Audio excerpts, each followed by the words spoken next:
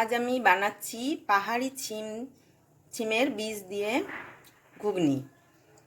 ছিমের বীজ ছাড়িয়ে নিয়ে সেগুলোকে নুন দিয়ে সেদ্ধ করে নিয়েছি। এই যে সেই ছিমের বীজ। প্রেসার কুকারে তেল গরম করে নিলাম। ফোড়ন দিচ্ছি গোটা গরম মশলা, দারচিনি আর এলাচ। দিয়ে দিচ্ছি পেঁয়াজ কুচি, 2-4 কোয়া রসুন,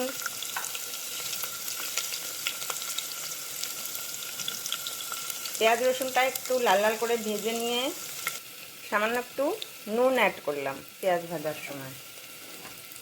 পেঁয়াজটা মোটামুটি লাল লাল ভাজা হয়ে গেছে। এখন দিয়ে দিচ্ছি টমেটো।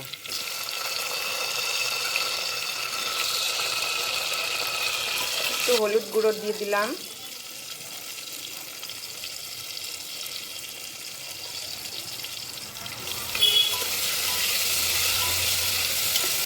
দিচ্ছি জিরে বাটা, দিচ্ছি আদা বাটা,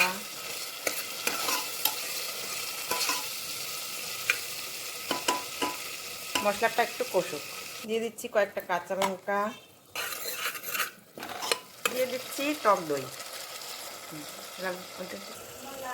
টক দইটা একটু কষিয়ে নেওয়ার পর এখন অ্যাড করছি ধুয়ে রাখা, নুন হলুদ দিয়ে মাখিয়ে রাখা মাটন কিমা।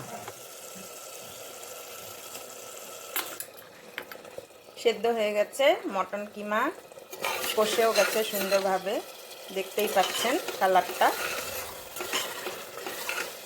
সেদ্ধ করা এই শিমের বীজগুলো এই কষানো মটনের মধ্যে দিয়ে দিচ্ছি। শিমের বীজ আর মটন কিমা একসাথে আরেকটু কষিয়ে নিয়ে একটু জল অ্যাড করব। একটু চিনি দিয়ে দিলাম সামান্য পরিমাণে।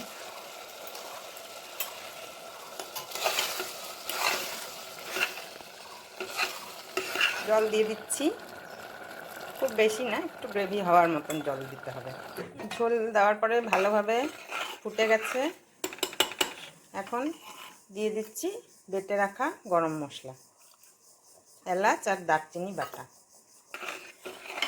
গরম মশলা দেওয়ার পর আর বেশিক্ষণ রাখবো না, এবার গ্যাস বন্ধ করে দেব। তৈরি হয়ে গেছে ঘিও সিমি বা পাহাড়ি শিমের বীজ দিয়ে তৈরি ঘুগনি।